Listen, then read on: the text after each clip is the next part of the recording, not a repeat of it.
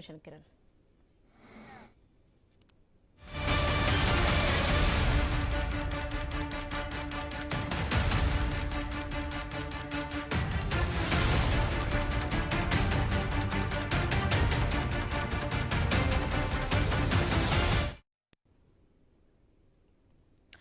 Nursing కళాశాలలో అమానుష ఘటన జరిగింది.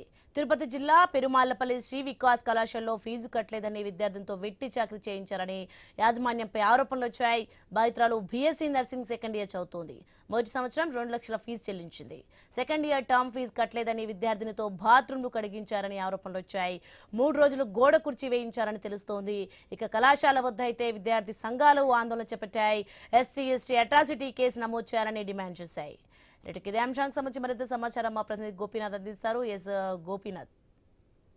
సోని, తిరుపతి సమీపంలోని పెరువాళ్లపల్లి ఉన్నటువంటి శ్రీ వికాస్ నర్సింగ్ కళాశాలలో దారుణ ఘటన చోటు చేసుకోవడం జరిగింది. ఒక విద్యార్థిని చేత గత వారం 10 రోజుల నుంచి కూడా తీవ్రంగా ఫీజులు కట్టలేదని, ఫస్ట్ సంవత్సరం సంబంధించి దాదాపుగా 1.5 లక్షల రూపాయల వరకు కూడా చెల్లించినప్పటికీ కూడా ఫస్ట్ టర్మ్ తో పాటు సెకండ్ టర్మ్ కూడా చెల్లించాలంటే కూడా పెద్ద ఎత్తున ఆ విద్యార్థిని పైన ఒత్తిడి తీసుకురావడం జరిగింది. అయితే త్వరలోనే కడతామని చెప్పినప్పటికీ కూడా ఎక్కడ కూడా విననటువంటి స్కూల్ యాజమాన్యం తీవ్రంగా వేధింపులు గురి చేయడం జరిగింది.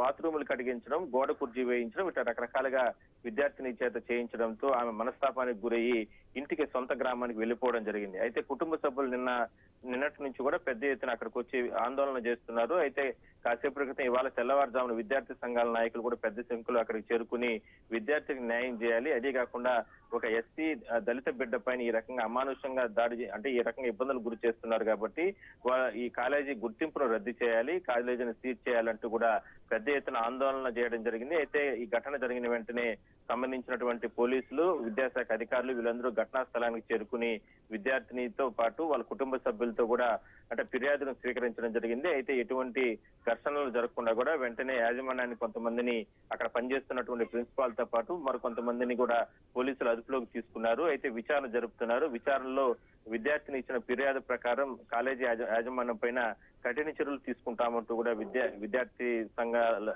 నాయకులు డిమాండ్ చేయడంతో అధికారులు కూడా ఆ రకంగానే చర్యలు తీసుకోబోతున్నారు. Right. Thanks for the information Gopinath.